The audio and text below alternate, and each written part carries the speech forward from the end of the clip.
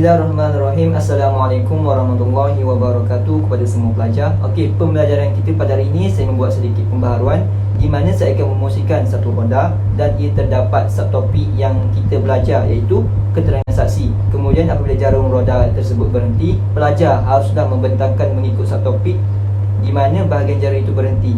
Saya harap semua pelajar bersedia dan memberi kerjasama. Okey, jom kita mulakan.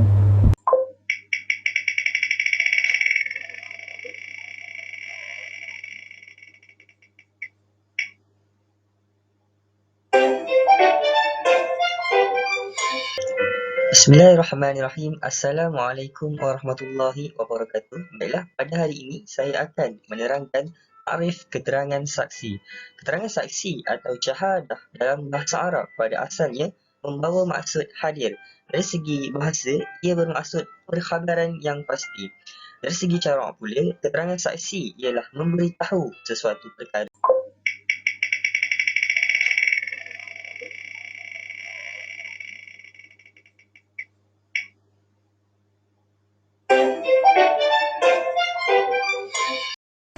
Seterusnya kita beralih kepada dalil keterangan saksi. Di dalam Islam terdapat banyak ayat-ayat Al-Quran dan hadis-hadis yang menceritakan tentang saksi dan juga memerintahkan kita apabila sesuatu dakwaan dibuat perlu ada saksi. Terdapat banyak riwayat dan hadis Rasulullah SAW, antaranya daripada riwayat Al-Baihaqi. Seterusnya ada juga pendapat daripada Dr. Ahmad Abdul Munim Al-Bahi yang menyebutkan bahawa keterangan ini sangat penting bagi para pendakwa dan yang didakwa akan bergantung sepenuhnya kepada saksi tersebut. Tapi apa yang difokuskan di sini adalah pada dalil Allah, yakni dalam surah Al-Baqarah ayat 283. Wala taktumu syahadah wa may yaktumha fa innahu athimun qalbuh wallahu bima ta'maluna alim. Yang bermaksud, dan janganlah kamu wahai orang-orang yang menjadi saksi menyembunyikannya, maka sesungguhnya ia adalah orang yang berdosa hatinya, dan ingatlah Allah sentiasa mengetahui akan apa yang kamu kerjakan. Akan ayat-ayat tersebut dinyatakan bahawa keterangan dan kesaksian adalah penting dalam usaha menegakkan keadilan. Memberi keterangan atau kesaksian bererti menjadi saksi kerana Allah, dan menyembunyikan kesaksian atau menyelewengkan keterangan bererti maksiat dan berdosa serta dianggap tidak mentaati perintah Allah Subhanahu Wa Taala. Oleh itu, keadilan yang sebenar tak dapat diwujudkan kecuali melalui undang-undang yang adil dan saksama. Selain itu, berdasarkan hakim yang berkaliber, berwibawa, keterangan yang tepat dan pembuktian yang kukuh.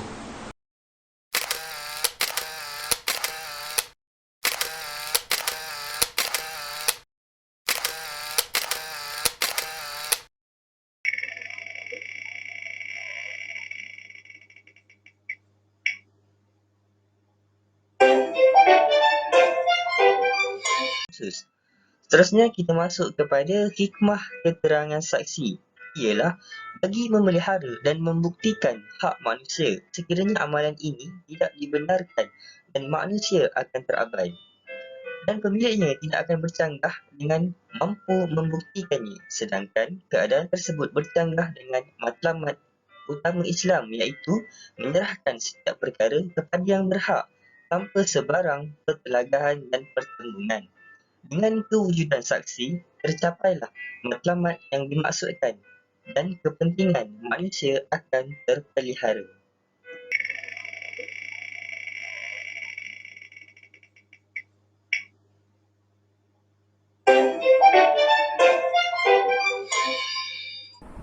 Assalamualaikum warahmatullahi wabarakatuh. InsyaAllah pada hari ini saya akan membentangkan berkenaan dengan jumlah saksi di bawah kategori yang pertama, iaitu hak Allah. Baik, terdapat 3 jenis hak Allah. Yang pertama, kes yang memerlukan saksi tidak kurang daripada 4 orang, iaitu sebagai contoh kes zina. Okey, sebagaimana firman Allah Subhanahu Wa Taala dalam surah An-Nur ayat yang keempat yang bermaksud dan mereka yang melemparkan tuduhan yakni zina kepada perempuan yang terpelihara kehormatannya, kemudian mereka tidak membawakan 4 orang saksi, maka sebatlah 80 kali sebatan.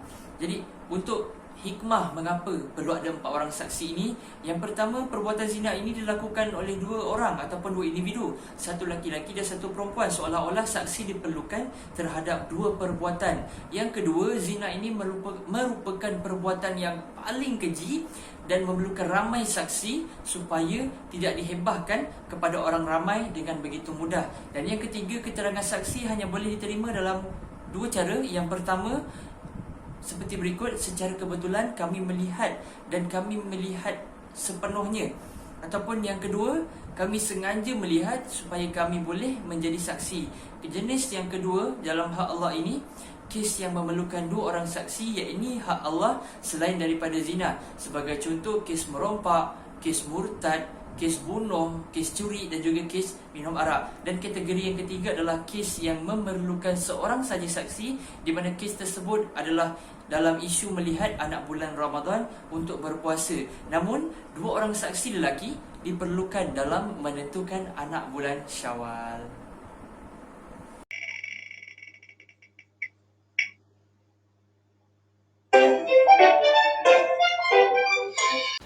Baiklah, kita pergi ke kategori kedua, adalah hak manusia.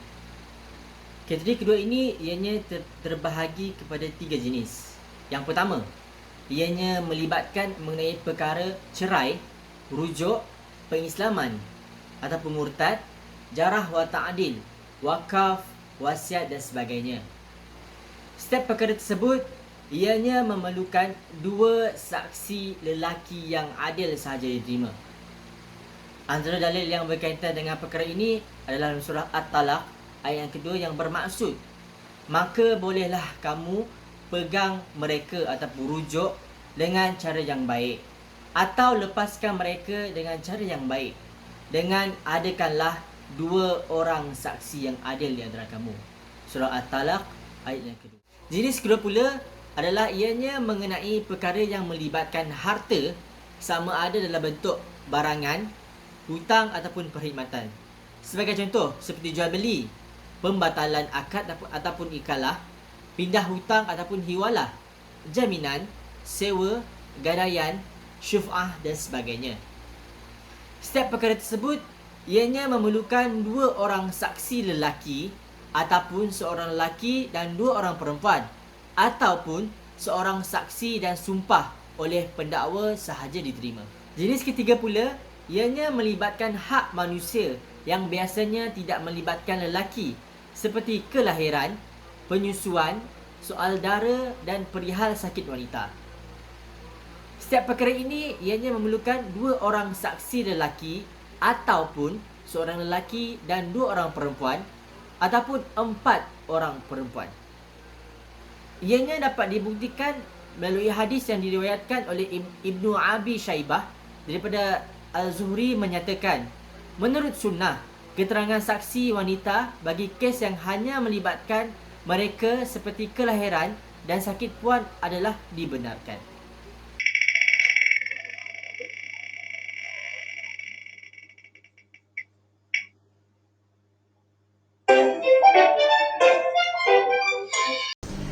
Baiklah, yang seterusnya kita pergi kepada syarat-syarat saksi.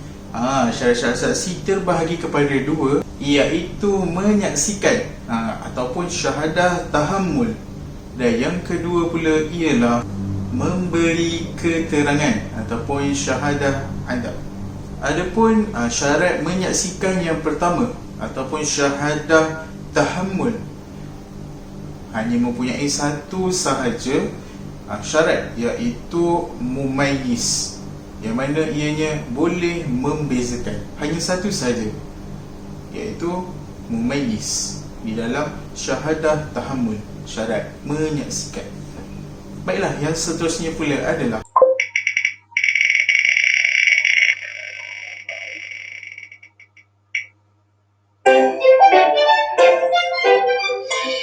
Baiklah, saya akan sampaikan syarat yang seterusnya, iaitu syarat memberi keterangan saksi.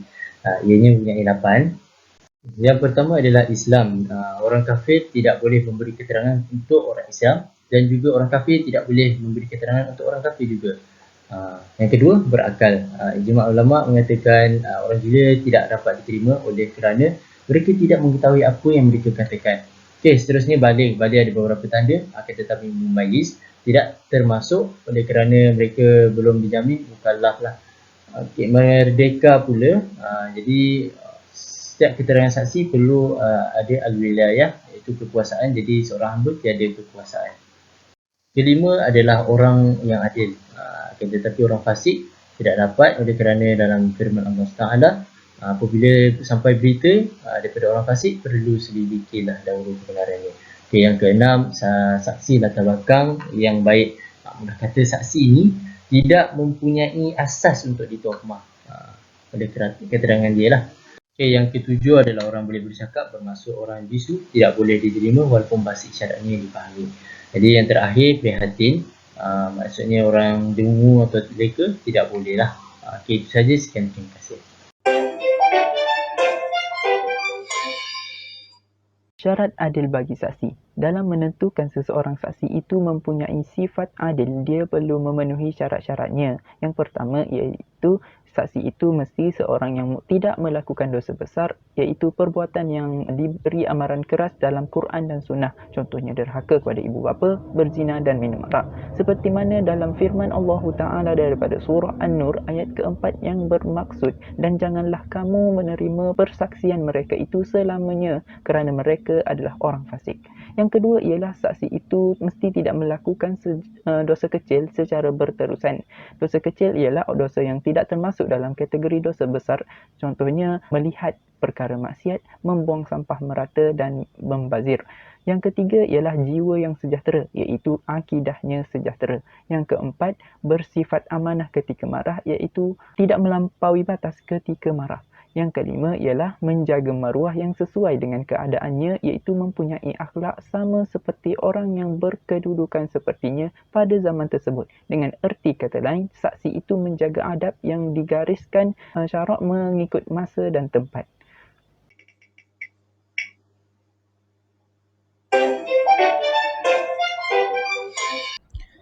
Terdapat sebahagian pendapat yang tidak menerima keterangan orang buta kerana orang buta ini tidak boleh melihat. Namun orang buta ini mereka masih boleh mendengar. Jadi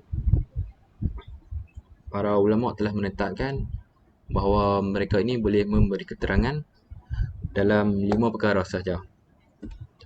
Okey. Yang pertama itu melibatkan kematian.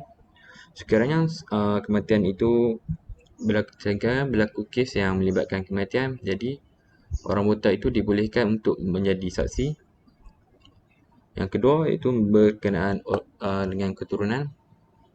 Jadi saksi yang dipilih ni orang buta ni daripada keturunan yang boleh dipercayai cakapannya. Dan yang ketiga iaitu milik mutlak. Okey, milik mutlak ni kes dia yang melibatkan lebih kepada harta hak milik. Contohnya di dalam satu kes tiba-tiba ada seseorang itu mengatakan bahawa itu adalah haknya dan tetapi tidak dibantah, dan kemudian datang seorang yang buta, dia kata itu bukan hak dia, itu harta orang lain. Jadi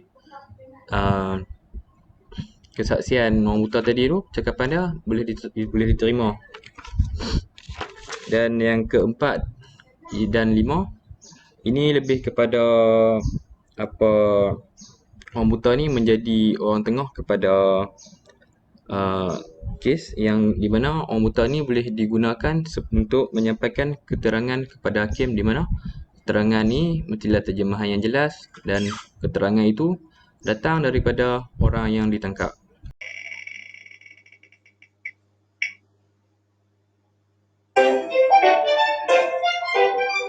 Assalamualaikum warahmatullahi taala wabarakatuh. Okey, kita beralih kepada bahagian yang seterusnya, iaitu hukum menarik balik keterangan. Okey, apa yang kita faham tentang menarik balik keterangan ini? Okey, menarik balik keterangan ini merupakan di mana saksi ini memberikan keterangan dan menarik balik keterangannya itu dalam majlis mahkamah ataupun ketika berlangsungnya proses di dalam majlis mahkamah. Okey, apakah hukum menarik balik keterangan? Okey, hukumnya adalah haram. Bila mana keterangan yang diberikan oleh saksi itu adalah benar dan betul lah. Okey, sebagai contoh berkaitan zina, saksi ini memberikan keterangan bahawa si suami ini, pasangan suami isteri ini, di mana suami ini melakukan zina terhadap individu lain dan mempunyai bukti yang cukup, bukti yang sahih, dan apabila saksi tersebut menarik balik keterangannya berkaitan si suami itu, maka haramlah baginya, haramlah bagi saksi itu menarik balik keterangannya itu. Okey, perkara ini juga sekaligus akan menyebabkan sesuatu hak diketepikan. Okey, maksudnya di sini hak bagi si isteri itulah. Okey, hak keadilan contohnya akan diketepikan. Dan saksi tersebut juga akan dianggap menyembunyikan keterangan. Okey, ini berdasarkan dalam firman Allah Subhanahu wa taala. Maksudnya, dan janganlah kamu, iaitu wahai orang yang menjadi saksi, menyembunyikan perkara yang dipersaksikan itu, dan sesiapa yang menyembunyikannya, maka sesungguhnya ia adalah orang berdosa hatinya. Okey, surah Al-Baqarah ayat 283. Okey, berdasarkan potongan ayat ini, kita dapat gambarkanlah bahawa bila mana seorang saksi itu ataupun bila mana saksi itu menyembunyikan perkara yang dipersaksikan itu, maka berdosalah bagi saksi tersebut. Okey, terdapat juga hukum bila mana saksi tersebut mengemukakan ataupun memberi keterangan yang palsu, maka wajib bagi saksi itu menarik balik keterangan. Okey, sebagai contoh, keterangan yang diberikan berkaitan si suami, yang mana si suami itu melakukan zina. Malahan buktinya itu tidak cukup ataupun tidak kuat, tidak sahih, maka ataupun palsulah dengan lebih dekatnya, maka saksi tersebut wajib menarik balik keterangannya. Okey, akan tetapi bila mana saksi tersebut memberi keterangan yang palsu juga, maka berdosa besarlah bagi saksi tersebut.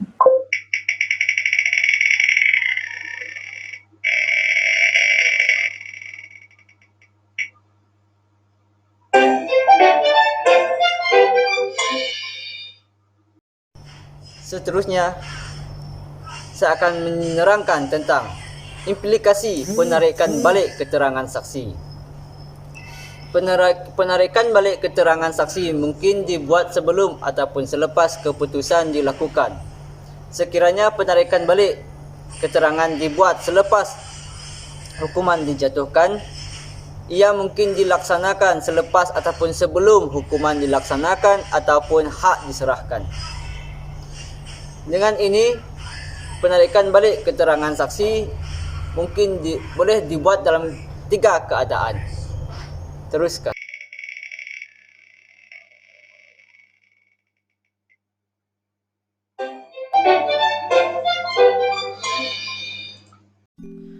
Baiklah, kita pergi kepada implikasi yang pertama, iaitu menarik balik keterangan sebelum keputusan dijatuhkan.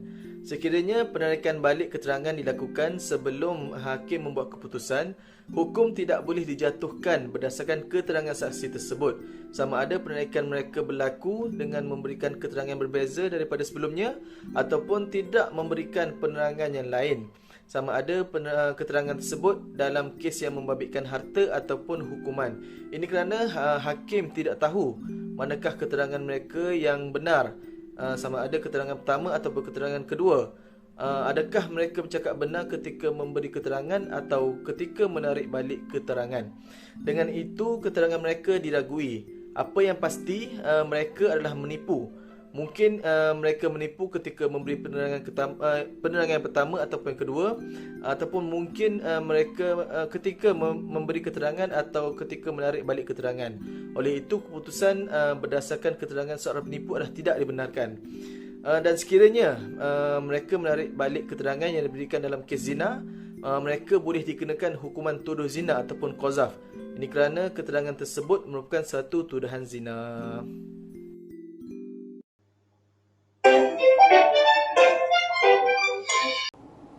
Baik, seterusnya kita akan pergi kepada menarik balik keterangan selepas keputusan dibuat tetapi hukuman belum dilaksanakan.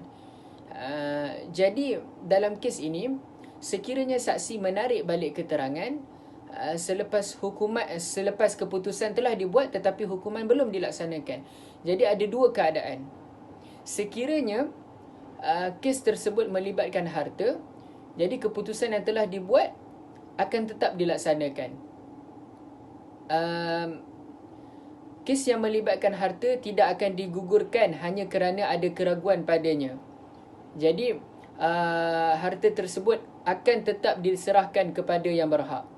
Jadi keadaan yang kedua adalah sekiranya kes tersebut melibatkan jenayah seperti zina, maka keputusan yang telah dibuat apabila saksi menarik balik keterangan, hukuman tersebut boleh digugurkan dan hukuman tersebut akan digantikan dengan ta'zir sahaja.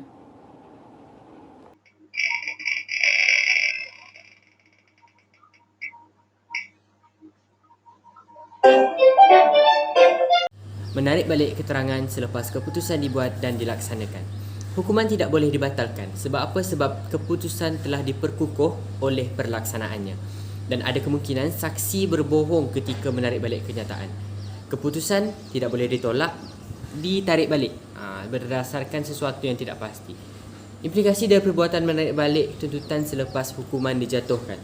Pertama, bagi kes yang melibatkan harta, dikenakan hukuman membayar jumlah harta yang dibayar oleh pihak yang dihukum sebagai pempasan kepada kerugiannya. Kedua, bagi kes cerai bain atau li'an, dikenakan hukuman membayar mahar mitsil kepada suami sebagai pempasan. Dan ketiga, bagi kes hukum bunuh atau direjam, dikenakan hukuman kisas atau diat mughallazah.